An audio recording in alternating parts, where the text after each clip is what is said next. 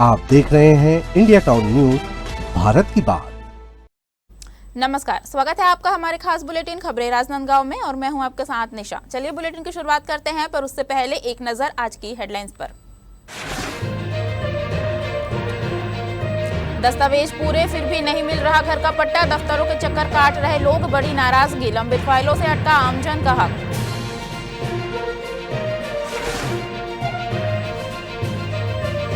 छत्तीसगढ़िया क्रांति सेना ने सौंपा ज्ञापन, छत्तीसगढ़ी को मातृभाषा विकल्प में जोड़ने की अपील, भाषा को लेकर पहचान की लड़ाई फिर हुई तेज।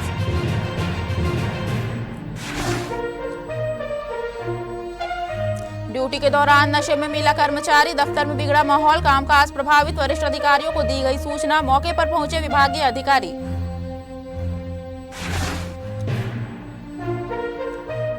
राजनांदगांव नगर निगम में बड़ा एक्शन, महीनों से गायब कर्मचारी पर गिरी गाज, जवाबदेही सुनिश्चित करने की दिशा में कड़ा संदेश।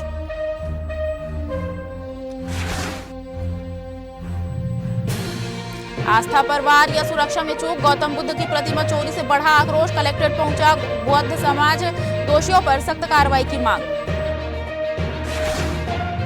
छुरिया क्षेत्र में गौ सम्मान आह्वान अभियान के तहत गौवंश की सेवा, सुरक्षा और सम्मान को लेकर एक ज्ञापन सौंपा गया। यह अभियान 27 अप्रैल 2026 सोमवार को पूरे भारतवर्ष के 5000 से अधिक तहसीलों और छत्तीसगढ़ की 229 तहसीलों में चलाया गया। जानकारी के अनुसार अभियान का अगला चरण 27 जुलाई 2026 को जिला स्तर पर होगा, जहां जिला प्रशासन को ज्ञापन सौंपा जाएगा। वहीं अंतिम चरण में आमरण अनशन करने की चेतावनी दी गई है।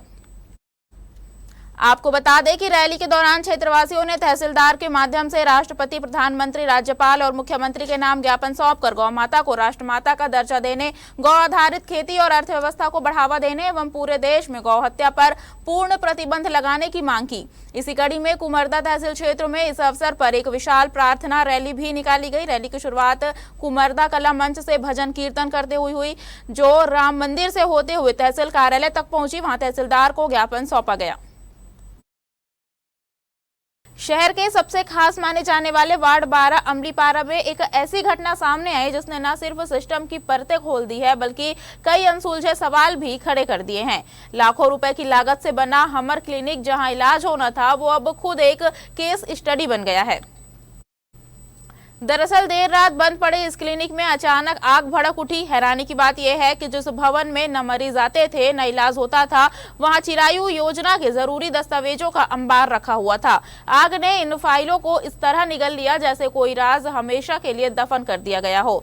सुबह जब वार्ड के लोगों ने धुआं उठते देखा, तब जाकर फायर ब्रिगेड को सूचना दी गई। आग पर काबू तो पा लिया गया, लेकिन पीछे छोड़ गई जली हुई फाइलें और ढेर सारे सवाल। सबसे चौंकाने वाली बात यह है कि यह वही वार्ड है जहां इलाके के विधायक और नगर पालिका अध्यक्ष का निवास है, यानी पावर कॉरिडोर के बीचों बीच यह घटना हुई। फिर भी क्लिनिक सालों से तालों में बंद रहा। सीएमएचओ डॉक्टर आशीष शर्मा के मुताबिक भवन में बिजली कनेक्शन तक नहीं था, जिससे शॉर्ट सर्किट की संभावना पूरी तरह खारिज हो जाती है। ऐसे में आग अपने आप नहीं लगी, ये मानने के पीछे मजबूत वजह हैं। स्थानीय लोगों के बीच अब चर्चा है, क्या ये महज एक हादसा है या फिर किसी साजिश का हिस्सा। फिलहाल पुलिस ने जांच शुरू कर दी है। ये सुबह सुबह जो हमारे क्लिनिक अमलीपारा है, वहाँ पे बीएमओ साहब को सूचना मिली कि यहाँ पे आग लगी है। तो इसमें तुरंत यहाँ पे बीएमओ साहब द्वारा और फायर ब्रिगेड को बुलाकर पुलिस प्रशासन को सूचित किया गया। फायर ब्रिगेड ने आके यहाँ पे आग बुझाने की कार्रवाई की है और इस में ये देखने आया है कि कोई यहाँ पे कोई स्टाफ अभी पदस्थ नहीं है। ये नवनिर्मित भवन है और यहाँ पे इलेक्ट्रिसिटी भी अभी कनेक्शन नहीं हुआ है। इससे समझ में आ रहा है कि किसी अज्ञात व्यक्ति ने या तो आग लगाने की कार्रवाई की है या किसी और अन्य कारण से। इंदिरा कला संगीत विश्वविद्यालय खैरागढ़ को विद्यार्थियों की सुविधा के लिए एक बड़ी सौगात मिली है। छत्तीसगढ़ शासन द्वारा प्रदत्त 55 सीटर वातानुकूलित बस को राजनांदगांव एवं कुलाधिपति रामेन डेका ने हरी झंडी दिखाकर रवाना किया। इस नई सुविधा से विद्यार्थियों के आवागमन में काफी सहूलियत मिलने की उम्मीद है। कुलपति प्रोफेसर लवली शर्मा ने पहले एसी बस और एम्बुलेंस की आवश्यकता जताई थी, जिस पर शासन ने कार्रवाई करते हुए बस उपलब्ध करा दी। वहीं एम्बुलेंस सेवा भी जल्द शुरू किए जाने की जानकारी दी गई है।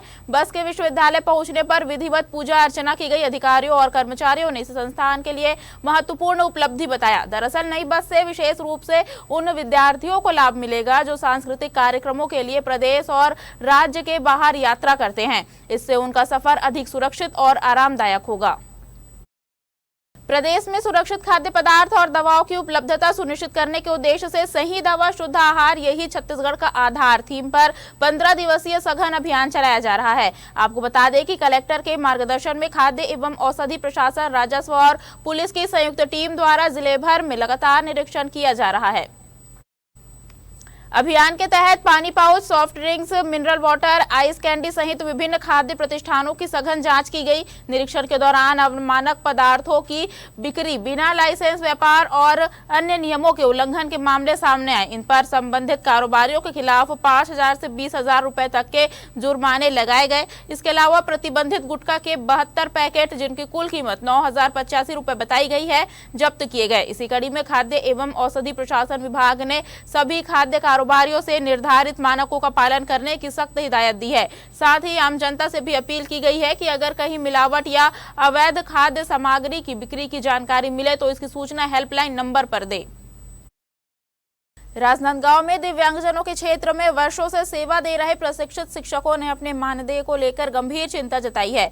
शिक्षकों का कहना है कि जहां शिक्षा विभाग के अन्य शिक्षकों को अपेक्षाकृत बेहतर वेतन प्राप्त हो रहा है, वहीं दिव्यांग बच्चों को पढ़ाने वाले विशेष शिक्षकों को मात्र 12,600 रुपए प्रतिमाह मानदेय दिया जा रहा है, जो वर्तमान महंगाई के दौर में बेहद कम है। शिक्षकों ने बताया कि वे पिछले 15 से 20 वर्षों से आस्था मूक बधिर शाला राजनांदगांव सहित दिव्यांग बच्चों की शिक्षा में निरंतर सेवा दे रहे हैं। इसके बावजूद उन्हें अब तक सम्मानजनक वेतनमान का लाभ नहीं मिल पाया है। उनका कहना है कि सीमित मानदेय में परिवार का भरण पोषण करना कठिन हो गया है, जिससे उनमें निराशा का भाव बढ़ रहा है। इस संबंध में शिक्षकों ने प्रशासन से मांग की है कि दिव्यांग क्षेत्र में कार्यरत शिक्षकों के मानदेय का पुनर्निर्धारण कर उसे कलेक्टर दर या सम्मानजनक वेतनमान के अनुरूप किया जाए। उनका कहना है कि इससे न केवल शिक्षकों का मनोबल बढ़ेगा, बल्कि दिव्यांग बच्चों की शिक्षा और समग्र विकास भी बेहतर तरीके से संभव हो सकेगा। सर, हम लोग आस्था मूक बधिर शाला से श्रवण बाधित संस्था है, वहाँ हम लोग को 25 साल से हम वहाँ कार्यरत हैं, पर हमारी पेमेंट उतनी की उतनी है। जैसे रसोईया की है, खाना बनाने वाली की है, सबका वही होगा। तो सर, हमारे घर में तो परिवार में हम हैं, मेरे भैया भी नहीं है, पालन पोषण करने के लिए तो हमको कोई साधन समझ में नहीं आ रहा है। तो कम से कम कलेक्टर महोदय जी से ये निवेदन है कि हमारी जो पेमेंट है उसको 13,000 कर दी जाए, ताकि हम अपना जीविकोपार्जन कर सके। सर, पर ध्यान रखना चाहिए। सर, हम तो विकलांग हैं, फिर भी हमारी जो स्टाफ है सभी वो संस्था में तो काम कर रही है, जहाँ श्रवण बाधित बच्चे हैं, इतनी सेवा कर रहे हैं 25 सालों से, तो कुछ तो मिलना चाहिए। महंगाई के जमाने में 12,000 क्या होता है सर, कुछ नहीं। कलेक्टर साहब से आज मुलाकात की क्या? कलेक्टर साहब से आए तो थे मिलने, पर मुलाकात हुई, पर हमको संतुष्टि नहीं हुई। देखिए, राजनांदगांव में 3 संस्थाएं हैं। आस्था मूक बधिर शाला है, एक अभिलाषा है, एक मनोकामना है। मैं तो चाहूंगी कि कलेक्टर साहब एक बार खुद वहां पे जाके विजिट करें, वहां की स्थिति देखें कि वहां पे कैसे कैसे शिक्षक कितनी मेहनत के साथ स्पेशल तरीके से ऐसे बच्चों को पढ़ा रहे हैं, उनको आगे बढ़ाने का काम कर रहे हैं। विगत 20-25 सालों से आस्था अभिलाषा में जो शिक्षक हैं उनको मानदेय उतना ही मिल रहा है जितना कि वहाँ पे एक प्यून को मिल रहा है और एक खाना बनाने वाले रसोइया को मिल रहा है। तो कम से कम एक उच्च शिक्षित दर के अनुसार जो 13,600 रुपये जो मानदेय है वो कम से कम उनको दिया जाए, ताकि एक शिक्षकी पद का एक जो दर्जा है वो भी उनको मिले। क्योंकि सभी को एक रेट में अगर दर से तनख्वाह मिलेगी तो फिर शिक्षक होने का और प्यून होने में अंतर क्या नजर आएगा। राजनांदगांव शहर में इन दिनों एक ऐसा मामला सामने आया है जो प्रशासनिक प्रक्रिया की रफ्तार पर सवाल खड़े कर रहा है। दरअसल जिन लोगों ने अपने घर के पट्टे के लिए सभी जरूरी दस्तावेज समय पर पूरे कर दिए हैं, वे आज भी अपने हक के कागज से वंचित हैं। कागजी प्रक्रिया पूरी होने के बावजूद महीनों से फाइलें दफ्तरों में धूल फांक रही है, जिससे आम नागरिकों में नाराजगी और बेचैनी बढ़ती जा रही है। नमस्कार, मैं हूं सौरभ ताम्रकार और आप देखना शुरू कर चुके हैं इंडिया टाउन न्यूज भारत की बात। आपको बता दें कि राजनांदगांव के कई क्षेत्रों में इन दिनों कई परिवारों को काफ़ी दिक्कतों का सामना करना पड़ रहा है। वो दिक्कतें क्या है और किस वजह से है, वो भी आपको बताएंगे पूरी इस खबर पर। आपको बता दें कि राजनांदगांव के कई ऐसे परिवार हैं जिनको अपने खुद के मालिकाना हक के लिए आज दर बदर भटकने पड़ रहे हैं और सरकारी दफ्तरों के चक्कर काटने पड़ रहे हैं। आवश्यक दस्तावेज पूरे होने के बावजूद भी आज उनको उनके घर का पट्टा नहीं मिल पा रहा है, यानी कि उनके घर का मालिकाना हक नहीं मिल पा रहा है, जिसको लेकर के लोग जो है काफ़ी परेशान हैं, काफ़ी आक्रोशित भी हैं और सरकार से गुहार भी लगा रहे हैं कि कब पट्टा उनका बन पाए और कब उन्हें उनके घर का मालिकाना हक मिल पाए। आज के इस खबर में बताएंगे आपको कि किस तरीके से पट्टे का काम अटका हुआ है और लोगों के क्या इस विषय पर उनकी राय है। स्थानीय लोगों का कहना है कि उन्होंने आधार कार्ड, राशन कार्ड, निवास प्रमाण पत्र सहित सभी आवश्यक दस्तावेज जमा कर दिए हैं, फिर भी पट्टा जारी नहीं हो पा रहा है। कई बार विभागों के चक्कर लगाने के बाद भी उन्हें सिर्फ आज आएगा, कल आएगा जैसे जवाब ही मिल रहे हैं। कुछ लोगों ने तो यह भी आरोप लगाया कि बिना किसी सिफारिश के काम आगे नहीं बढ़ता, जिससे प्रक्रिया की पारदर्शिता पर सवाल उठने लगे हैं। वहीं दूसरी ओर प्रशासनिक अधिकारियों का कहना है कि पट्टा वितरण की प्रक्रिया जारी है और जाँच एवं तकनीकी कारणों के चलते कुछ मामलों में देरी हो रही है। अधिकारियों ने आश्वासन दिया है कि लंबित आवेदनों का जल्द निराकरण कर दिया जाएगा। फिलहाल स्थिति यह है कि जिन लोगों ने अपने घर का सपना साकार करने के लिए सभी औपचारिकताएं पूरी कर ली है, वे अब भी कागजी मंजूरी का इंतजार कर रहे हैं। जनता की उम्मीदें प्रशासन से एक ही सवाल पूछ रही है, आखिर अपने ही घर का हक मिलने में इतनी देर क्यों? जी भैया, मुझे जैसे मेरे आसपास के लोगों से जानकारी मिली, हमने कई लोगों के साथ आया था, लोगों के घर का पट्टा नहीं बन पा रहा है और शासन प्रशासन उसको सुनिश्चित करे कि सारे डॉक्यूमेंट्स होने के बाद में भी उनका पट्टा क्यों नहीं बन पा रहा है, या सुनिश्चित करे एक समय तक। लोग बार बार नजुल के चक्कर काट रहे हैं, तो ये थोड़ी सी समस्या नहीं है, ये बहुत बड़ी समस्या है। क्योंकि लोग जब पट्टा नहीं मिलेगा तो उनके जो एक सर से उनके छत जाते दिखेगा तो उनके लिए बहुत तकलीफदायक है। तो इसलिए चाहता हूँ शासन प्रशासन एक सुनिश्चित करे और पट्टा कब तक बनेगा उसकी एक समय सीमा निर्धारित करे। जहाँ तक नजुल भूमि पर जो लोग काबिज हैं उनको लगभग अलग अलग समय में जो सरकारें, चाहे वो किसी भी दल की हो, वो मालिकाना हक यानी पट्टा देने का निर्णय करते हैं, तो उसके सर्वेक्षण के आधार पर जो लोग पात्र पाए जाते हैं उनको पट्टा वितरित किया जा चुका है। राजनांदगांव में 80% लोगों को पट्टा वितरण किया जा चुका है और कुछ लोग जो निस्तार भूमि पे काबिज हैं, जैसे मुक्तिधाम की जगह है, स्कूल मैदान की जगह है, तालाब की जगह है या आवागमन यानी रास्ते का जगह है, उसमें उन लोगों ने अपने मकान बना कर के निवास कर रहे हैं। तो निस्तार के भूमि पर किसी भी तरीके से किसी भी व्यक्ति को पट्टा वितरण नहीं किया जाएगा, ये सुप्रीम कोर्ट का स्पष्ट निर्देश है।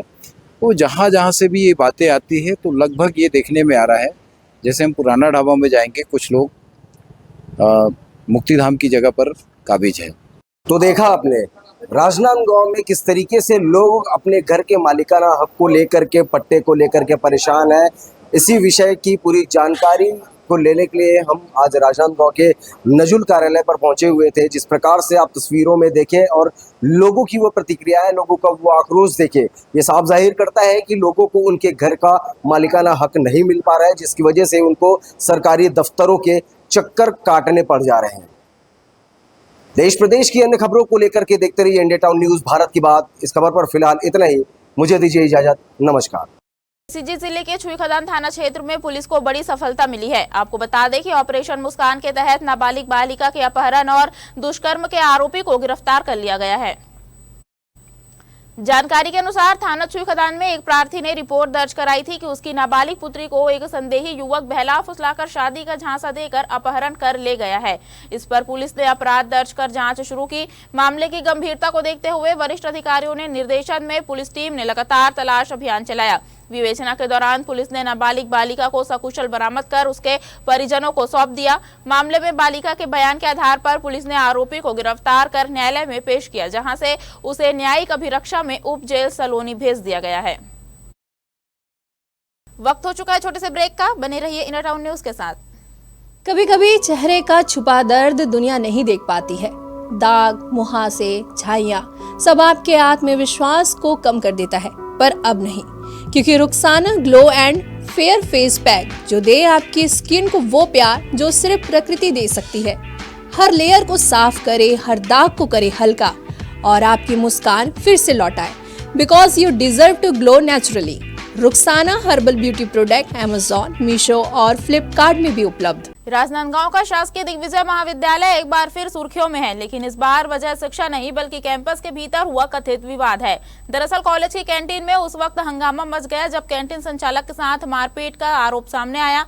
मामला इतना बढ़ा कि शिकायत सीधे प्राचार्य के पास पहुंच गया। आरोप है कि कैंटीन संचालक किरण कुमार साहू अपने कार्य में व्यस्त था, तभी आशीष सेौरी नामक युवक कैंटीन में पहुंचा और वहां बैठ गया। इस दौरान जब कॉलेज के कुछ प्राध्यापक भोजन के लिए पहुंचे तो संचालक ने व्यवस्था बनाए रखने के लिए युवक से अन्य स्थान पर बैठने का अनुरोध किया। बताया जा रहा है कि इसी बात पर विवाद बढ़ गया। पीड़ित पक्ष का आरोप है कि युवक अचानक भड़क गया और किरण कुमार साहू सहित उनके परिजनों के साथ अभद्र व्यवहार किया गया। आगे आरोप यह भी है कि कैंटीन से बाहर निकलते समय मारपीट की गई। इस संबंध में पीड़ित ने प्राचार्य को लिखित शिकायत सौंपकर कार्रवाई की मांग की है। शिकायत पत्र में गवाहों के हस्ताक्षर भी शामिल बताए जा रहे हैं। वहीं इस पूरे मामले में छात्र राजनीति भी जुड़ती दिख रही है। NSUI जिला अध्यक्ष का आरोप है कि कथित रूप से मारपीट करने वाला युवक हाल ही में भाजपा युवा मोर्चा में पदाधिकारी नियुक्त हुआ है और इस घटना ने कॉलेज व्यवस्था पर गंभीर सवाल खड़े कर दिए हैं। मुझे भी जानकारी मिली है कि कॉलेज के कैंटीन में जो कैंटीन संचालक है किरण साहू, उसके साथ भाजपा युवा मोर्चा के कार्यकर्ता द्वारा अभद्र गाली गलौज और मारपीट किया गया है। कॉलेज के अंदर इस तरह का किसी भी, वो एक तरह से देखा जाए तो कॉलेज का एक कैंटीन चला रहा है संचालक है, कॉलेज का वो अभिन्न अंग है। जिस व्यक्ति के कारण आज कई सारे बच्चे कॉलेज में चाय नाश्ता कई सारे उनकी सुविधाएं मिल पाती है, उस व्यक्ति के साथ इस तरह का अभद्र गाली गलौज और मारपीट करना भाजपा युवा मोर्चा के कार्यकर्ता द्वारा ये उनकी जो ओछी मानसिकता है उसको दर्शाता है कि वो सत्ता सरकार के दबाव में जो एक गंदा कृत्य कर रहे हैं कि कॉलेज जैसे जो शिक्षा की जगह में, शिक्षा के मंदिर में इस तरह का हाथापाई करना उनकी जो वो है उग्रवादी विचारधारा उसको दर्शाता है। कॉलेज में मेरे को सूचना मिली है कि कॉलेज में हमारे कुछ प्रोफेसर्स, हमारे एक्सटर्नल एग्जाम्स प्रैक्टिकल्स चल रहे हैं, तो बाहर से एक्सटर्नल आए थे। उन लोग लंच लेने के लिए कैंटीन में गए। कैंटीन में जब उन लोग जा रहे थे तो वहाँ कुछ लड़के बैठे हुए थे जो कि मुझको ये सूचित किया गया है कि वो कॉलेज के विद्यार्थी नहीं थे और वो वहाँ बैठ कर के खाना खा रहे थे। तो कैंटीन संचालक ने उनको वहाँ से उठने के लिए बोला कि प्रोफेसर्स को बैठने के लिए जगह दो। इस बात पर कुछ उन लोगों में झगड़ा हुआ और मारपिटाई हुई, ये मेरे को सूचना मिली है। राजनांदगांव से सामने आ रही है, जहां भाषा सिर्फ संवाद का माध्यम नहीं बल्कि पहचान की लड़ाई बन गई है। छत्तीसगढ़ीय क्रांति सेना ने एक बार फिर छत्तीसगढ़ी भाषा को लेकर मोर्चा खोल दिया है।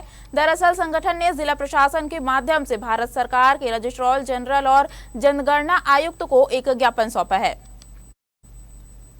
ज्ञापन में मांग की गई है कि आगामी 2026-27 की जनगणना के लिए तैयार किए जा रहे ऑनलाइन स्वगणना पोर्टल में छत्तीसगढ़ी को स्पष्ट रूप से मातृभाषा के विकल्प के रूप में शामिल किया जाए। संगठन का कहना है कि छत्तीसगढ़ में करोड़ों लोग छत्तीसगढ़ी बोलते हैं, लेकिन आज भी जनगणना के रिकॉर्ड में इसे अलग भाषा की बजाय हिंदी की उपबोली के रूप में दर्ज किया जाता है। उनका तर्क है कि जब सिंधी, नेपाली और मणिपुरी जैसी अपेक्षाकृत कम जनसंख्या वाली भाषाओं को स्वतंत्र पहचान मिल सकती है तो छत्तीसगढ़ी को क्यों नहीं। संगठन ने साफ चेतावनी भी दी है कि अगर उनकी मांगों पर गंभीरता से विचार नहीं किया गया तो वे लोकतांत्रिक तरीके से बड़े आंदोलन की राह पकड़ेंगे। इस वक्त हम कलेक्ट्रेट कार्यालय में हैं और आज मंगलवार है, कलेक्टर जनदर्शन का दिन। जोहार छत्तीसगढ़ पार्टी और क्रांति सेना एक ज्ञापन को लेकर पहुंची है। ज्ञापन में इनकी मांग यह है कि अभी जो 1 तारीख से जनगणना होना है उसमें छत्तीसगढ़ भाषा का कालम नहीं है। जानते हैं कि क्या मांग है और किस विषय को लेकर के इन्होंने ज्ञापन सौंपा है। का विषय लेके आज आपने ज्ञापन सौंपे हो गया और का कहा था आपने? जी, जोहार छत्तीसगढ़। मैं छत्तीसगढ़ीय क्रांति सेना के जिला प्रवक्ता राकेश कुमार सिन्हा और आज ये विषय ला लेके हम जोहार छत्तीसगढ़ पार्टी की अगुवाई में छत्तीसगढ़ीय क्रांति सेना और महिला छत्तीसगढ़ीय क्रांति सेना के हमार बहिनी मन सन आज जिला कलेक्टर महोदय के अंगना मा ये आवेदन ला लेकर के आहन, ये विडम्बना ये दुख ला लेकर के आहन कि आज हमन हा अपन महतारी के कोख ले जन्म लेते ही जेन भाखा ला पहली बौद्धन, जेन भाखा के अनुसरण करधन, वही हमार क्षेत्रीय भाखा ला आज छत्तीसगढ़ के जनगणना के ऑनलाइन पोर्टल में जे भाखा के कालम है उमा हमार छत्तीसगढ़ी बोली ला शामिल नहीं करेंगे हैं। कोई भी इस विषय में कोई बात नहीं कही गई है। पूरा प्रदेश में अपन ज्ञापन सौंपत हो, अभी तक कोई आदेश, कोई बातचीत हुई? सर सबसे बड़ी बात, दुख की बात ये है कि सिर्फ बोली भाखा के छत्तीसगढ़िया सबसे बढ़िया ना हमार बोली है, ना हमार भाखा है, ना कोई मान सम्मान है। ये नौबत तक नहीं आती कि हमारा अपन भाखा पर यहाँ कॉलम तैयार करो। मतलब स्वयं सोचना चाहिए कि नहीं भाई छत्तीसगढ़िया एक चैनल नहीं अभी तक से बता, दुख की बात यहाँ गुजराती, मारवाड़ी और पंजाबी, बिहारी भाषा सब है, लेकिन दुख के बाद इतना सर 26 साल हो गए, 26 साल हो गए एक चैनल नहीं, छत्तीसगढ़ी चैनल। बड़े बड़े बात है विकास की बात है, विकास सिर्फ छत्तीसगढ़ विकास हो, ऐसे बहुत दुख की बात है। अभी भी मैं ये चैनल के माध्यम से बोलता हूँ कि ये सिर्फ छत्तीसगढ़ के विकास, छत्तीसगढ़ में विकास नहीं हो पाते। तो एक सरकार से कहना चाहता हूँ कि भाई छत्तीसगढ़िया वाला भी को विकास देखो, सिर्फ छत्तीसगढ़ के विकास मत देखो। अपन नेपाली भाषा के भी उल्लेख है कहा हो जनगणना में, तो आप मन ओकर विरोध करते हो, का कहना चाहते? अब सबसे पहले आपके चैनल के देखैया वाला सब ला जोहार है। हमन काकरो भाषा के विरोध नहीं करे बरा है। छत्तीसगढ़ में रहथन, हम छत्तीसगढ़ में पैदा हुआ, हमार महतारी जो है हमला सबसे पहली सिखाया है छत्तीसगढ़ी भाषा। हम ओकरे सम्मान पर जिला कार्यालय में दर दर भटका था। आप मन पीछे देख सकता हो कि छत्तीसगढ़ में छत्तीसगढ़ी भाषा के जो अपमान बार बार जो हुआ थे, ये जो नेता प्रतिपक्ष जो है, ये जो सत्ता पक्ष है और जो विपक्ष है, ये दोनों आप मन ला देख सकता हो कि ये दोनों मन हा छत्तीसगढ़ी के जब ऑनलाइन पोर्टल में नहीं है, ओकर बावजूद एमन कोई अपन हस्तक्षेप नहीं करत है। केवल एमन चुनाव में अपन मुद्दा और चुनाव में अपन खीर मलाई खाए बर, जनता ला भरमाए बर और वोट पाए बर एमन छत्तीसगढ़ी भाषा में चुनाव प्रचार करते। आज कल परसों अगर चुनाव की घोषणा हो जाए छत्तीसगढ़ में, तो यही कांग्रेस और बीजेपी अब माइक में धर के पूरा पोंगा चोंगा लगा के छत्तीसगढ़ी भाषा में बोल के छत्तीसगढ़िया मन के अपन वोट ला यह करे कोशिश करी। हमारे साथ छत्तीसगढ़ क्रांति सेना से दीदी भी आई है।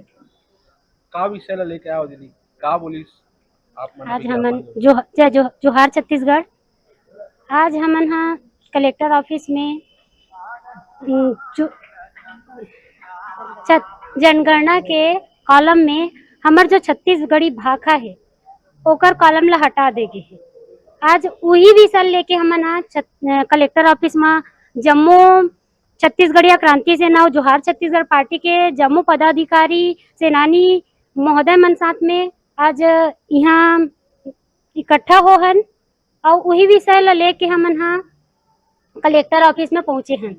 अभी आप मन जब ज्ञापन सौंपे हो अधिकारी आप मतलब का बोली, का आश्वासन दे? मैम बोली से कि हमन हा ये ज्ञापन आगे तक लेके जाबो चुनाव आयोग तक, ऐसे बोली से। तो आप मन देखे कि 26 साल हो गए हैं छत्तीसगढ़ राज्य को बने, लेकिन एक भाषा का सही से अभी तक उल्लेख नहीं किया गया है। अभी आने वाले जनगणना में भी छत्तीसगढ़ भाषा का उल्लेख नहीं है। इसी विषय को लेकर के छत्तीसगढ़ क्रांति सेना और जोहार छत्तीसगढ़ पार्टी यहाँ पर आई है। ऐसे ही कुछ अच्छे खबरों को देखने के लिए हमारे साथ बने रहिए। मैं विश्वनाथ देवांगन, आपका अपना channel India town news, Bharat की बात। नगर निगम राजनांदगांव के विद्युत विभाग में लंबे समय से चली आ रही गैर हाजिरी की कहानी आखिरकार सख्त कार्रवाई पर जाकर खत्म हुई। आपको बता दें कि निगम प्रशासन ने ऐसे कर्मचारी पर निलंबन की गाज गिरा दी है जो महीनों से बिना किसी सूचना के ड्यूटी से गायब चल रहा था। जानकारी के मुताबिक भृत्य रमेश सिंह चौहान लगातार अपनी जिम्मेदारियों से दूर रहे थे। जनवरी 2026 में 27 दिन, फरवरी में 6 दिन, मार्च में 27 दिन और अप्रैल में भी लगातार अनुपस्थित रहने का रिकॉर्ड सामने आया है। हैरानी की बात यह रही कि इस पूरी अवधि में उन्होंने ना तो कोई सूचना दी और ना ही कार्यालय से संपर्क बनाए रखा। स्थिति तब और गंभीर हो गई जब 12 दिसंबर 2025 को ही विद्युत विभाग ने उनकी अनुपस्थिति की रिपोर्ट उच्च कार्यालय को भेज दी थी। इसके बावजूद कर्मचारी के रवैये में कोई बदलाव नहीं आया। लगातार लापरवाही और आवश्यक सेवाओं में बाधा को देखते हुए निगम आयुक्त अतुल विश्वकर्मा ने आखिरकार 27 अप्रैल को तत्काल प्रभाव से निलंबन का आदेश जारी कर दिया। नगर निगम की इस कार्रवाई को प्रशासनिक अनुशासन और जवाबदेही सुनिश्चित करने की दिशा में एक बड़ा संदेश माना जा रहा है। राजनांदगांव में महिला एवं बाल विकास विभाग का दफ्तर उस वक्त किसी फिल्मी सीन जैसा बन गया जब वहां का माहौल कामकाज से ज्यादा गड़बड़ी के ग्लास में डूबा नजर आया। दरअसल दफ्तर में तैनात सहायक ग्रेड 2 कर्मचारी राधेश्याम ठाकुर पर आरोप है कि वह ड्यूटी के दौरान नशे की हालत में पहुंच गया। हालत ऐसी बताई जा रही है कि न सिर्फ संतुलन बिगड़ा हुआ था बल्कि कार्यालय की सामान्य गतिविधियां भी थम सी गई। प्रत्यक्षदर्शियों के मुताबिक शुरुआत में हल्की बहस और असहज व्यवहार देखने को मिला जो धीरे धीरे माहौल को तनावपूर्ण बना गया। साथ ही कर्मचारियों ने मामले को गंभीर होते देख वरिष्ठ अधिकारियों को सूचना दी। सूचना मिलते ही विभागीय अधिकारी मौके पर पहुंचे और स्थिति का जायजा लिया। कुछ समय के लिए कार्यालय का कामकाज प्रभावित रहा जिससे आम लोगों को भी इंतजार की परेशानी झेलनी पड़ी। घटना के बाद विभाग ने मामले की जाँच शुरू कर दी है। प्रारंभिक तौर पर इसे अनुशासनहीनता का मामला मानते हुए आगे की कार्रवाई की बात कही जा रही है। महिला एवं बाल विकास विभाग और अभी की यहाँ की वर्तमान की स्थिति यहाँ पर दिखा रहे हैं। कुछ लोग यहाँ पर भोजन भी कर रहे हैं चूँकि समय हो चुका है भोजन करने का, लेकिन एक अधिकारी है यहाँ पर सहायक ग्रेड 2 के अधिकारी बताया जा रहे हैं और चेंबर पर ही सो रहे हैं। सूचना ये मिली है कि ये अधिकारी जो है वो शराब की नशे में सो रहे हैं, ये नींद पर नहीं सो रहे हैं। क्या कुछ विषय है और क्या कुछ मामला है, पूरी चीज़ की जानकारी लेंगे। अभी साथ में हम चलेंगे महिला एवं बाल विकास अधिकारी गुरप्रीत कौर मैम के पास और उनसे भी जानने की कोशिश करेंगे कि आखिरकार इस तरीके की कार्यालय के अंदर में, सरकारी दफ्तर के अंदर में ही इस प्रकार की घटनाएं क्यों हो जा रही। क्या सरकारी दफ्तर केवल शराबियों के लिए बन चुका है और ऐसा है तो इन पर क्या कुछ कार्रवाई की जाएगी। एक्चुअली आज मैंने उनको पहले भी कार्यालय में समय पे उपस्थित नहीं होने के लिए और उसके लिए नोटिस दिया है। आज वो तबीयत ठीक नहीं करके उन्होंने बताया, तब भी मैंने उनको बुलाकर समझाइश दी है और आगे हम उन पे जो भी नियमानुसार जो आवश्यक कार्रवाई होगी वो करेंगे। क्या शराब के नशे में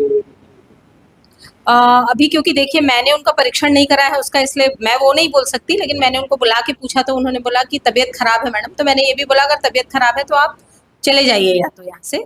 तो अभी मैं उसका परीक्षण कराने के बाद ही आपको इस बारे में बता पाऊंगी। जिले में स्वास्थ्य सुविधाओं को मजबूत करने के उद्देश्य से बनाए गए हमर क्लिनिक अब प्रशासनिक लापरवाही और असामाजिक गतिविधियों का केंद्र बनते जा रहे हैं।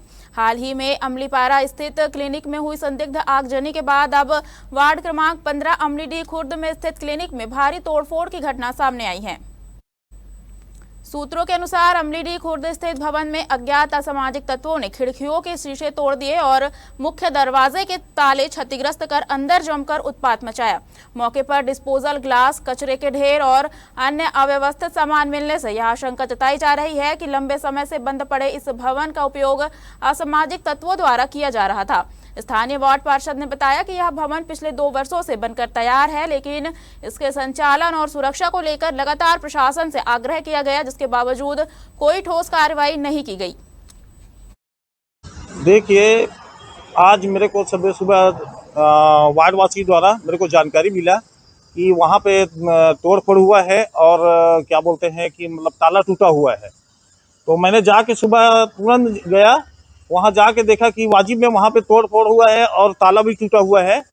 सुबह जाके मैं इसकी जानकारी थाना प्रभारी खैरागढ़ को तुरंत सूचित किया हूँ। इसका निर्माण कब हुआ था? करीब करीब 2 साल हो गया है। अभी उसका उद्घाटन नहीं हुआ है, लेकिन 1-2 बार और पहले भी हुआ था कि तोड़फोड़ मतलब बारी बारी से मतलब वहाँ पे तोड़फोड़ हो रहा है। राजनांदगांव के बजरंगपुर नवागांव से एक ऐसी घटना सामने आई है जिसने आस्था और सुरक्षा दोनों पर सवाल खड़े कर दिए हैं। करीब 1.5 साल पहले यहां भगवान गौतम बुद्ध की एक मूर्ति स्थापित की गई थी। यह सिर्फ एक प्रतिमा नहीं बल्कि स्थानीय बौद्ध समाज की श्रद्धा और नियमित पूजा पाठ का केंद्र बन चुकी थी। लेकिन अचानक वह मूर्ति रहस्यमय तरीके से गायब हो गई, जैसे किसी ने आस्था को ही चुरा लिया हो। मूर्ति चोरी की खबर फैलते ही बौद्ध समाज में आक्रोश और दुख का माहौल बन गया। अपनी आवाज को मजबूती देने के लिए समाज के बड़ी संख्या में लोग एकजुट होकर कलेक्ट्रेट कार्यालय पहुंचे। हाथों में ज्ञापन लिए उन्होंने प्रशासन से मांग की है कि इस घटना को हल्के में न लिया जाए और दोषियों पर सख्त कार्रवाई की जाए, क्योंकि यह मामला अब सिर्फ चोरी तक सीमित नहीं रहा, यह लोगों की धार्मिक भावनाओं और सामाजिक विश्वास से जुड़ा मुद्दा बन गया है। बौद्ध समाज का कहना है कि अगर जल्द कार्रवाई नहीं हुई तो वे आगे और बड़ा आंदोलन करने को मजबूर होंगे। हम ज्ञापन सौंपने इसलिए आए हैं क्योंकि नवागांव पे एक गौतम बुद्ध की मूर्ति प्रतिमा रखी गई थी, जिसको कुछ अज्ञात लोगों ने चोरी कर लिया गया कुछ दिनों पहले। उसी के संबंध में कलेक्टर साहब से मिलने आए थे और उनको बताने आए थे कि ऐसी ऐसी घटना हो गई है, इसमें तुरंत तत्काल प्रभाव में आके उनका जिन चोरों ने चोरी की है उनके ऊपर कार्रवाई की जाए और पुनः स्थापित मूर्ति किया जाए वहां पर, क्योंकि आने वाले समय में 1 मई को हमारी जयंती है, तथागत की जयंती है गौतम बुद्ध की। इसी विषय में हम मिलने आए थे जी। हम ज्ञापन इसलिए सौंपने आए थे कि प्रतिमा 1.5 साल पहले बजरंगपुर नवागांव में जी स्थापित था, उसको किसी के द्वारा चोरी किया गया है। उसी के संबंध में हम कलेक्टर साहब के पास ज्ञापन सौंपने आए थे, क्योंकि अभी आने वाले 1 तारीख को हमारे बुद्ध पूर्णिमा का आयोजक है, तो हम वही चाहते हैं उचित से उचित जो प्रतिमा को चोरी किया गया है उसके ऊपर कार्रवाई किया जाए। ये मांग लेके हम कलेक्टर महोदय सर के पास आए थे। छत्तीसगढ़ राज्य लघु वनोपज सहकारी समिति प्रबंधक संघ ने अपनी लंबित मांगों को लेकर सरकार के खिलाफ मोर्चा खोल दिया है। संघ ने स्पष्ट चेतावनी दी है कि अगर उनकी मांगों का शीघ्र समाधान नहीं किया गया तो पूरे प्रदेश में अनिश्चितकालीन हड़ताल की जाएगी, जिसका व्यापक असर लघु वनोपज संग्रहण कार्य पर पड़ सकता है। छत्तीसगढ़ राज्य लघु वनोपज सहकारी समिति प्रबंधक संघ ने मुख्यमंत्री और वन मंत्री के नाम पत्र सौंपकर अपनी 5 सूत्रीय मांगों को लेकर आंदोलन की चेतावनी दी है। संघ का कहना है कि वे लंबे समय से अपनी मांगों को लेकर ज्ञापन सौंपते आ रहे हैं, लेकिन अब तक कोई ठोस कार्रवाई नहीं हुई है। इसी कारण प्रदेश भर के समिति प्रबंधकों में नाराजगी बढ़ती जा रही है और उन्होंने यह अब चरणबद्ध आंदोलन का रास्ता अपनाने का निर्णय लिया है। संघ ने साफ कर दिया है कि अगर उनकी मांगों पर जल्द निर्णय नहीं लिया गया तो पूरे प्रदेश में अनिश्चितकालीन हड़ताल शुरू की जाएगी। इससे न केवल लघु वनोपज संग्रहण कार्य प्रभावित होगा बल्कि ग्रामीण अर्थव्यवस्था पर भी इसका सीधा असर पड़ने की आशंका है। हम लोग प्राथमिक वनोपज सहकारी समिति के प्रबंधक हैं और हमारा जो है 4-5 साल से हमारा एक मांग जो है 7, 8, 9 लेवल वेतन और उपादान राशि और अनुकंपा नियुक्ति हमारे साथियों को अगर गुजर जाते हैं तो ये, और हमारा वेतन जो है डायरेक्ट यहाँ से नहीं जाता, सोसाइटी के माध्यम से अपने को मिलता है, तो वो हमारे खाते में डायरेक्ट मिलना चाहिए। ये हमारा 4-5 मांगे हैं मुख्य रूप से। अगर मांग पूरी नहीं होती है तो अनिश्चितकालीन में बैठे हैं हम तो अपनी तैयारी कर। अनिश्चितकालीन हड़ताल में बैठे, आपकी मांग पूरी हो नहीं पाती फिर आप हड़ताल में बैठे? हाँ वो तो है ही, लेकिन अपना तो जब तक के नहीं होगा। पिछले बार आश्वासन मिला था लेकिन साल भर में कुछ नहीं किए। हमारे खास बुलेटिन खबरें राजनांदगांव में फिलहाल इतना ही। अब मुझे दीजिए इजाजत और आप देखते रहिए इंडिया टाउन न्यूज भारत की बात। नमस्कार। आप देख रहे हैं इंडिया टाउन न्यूज भारत की बात।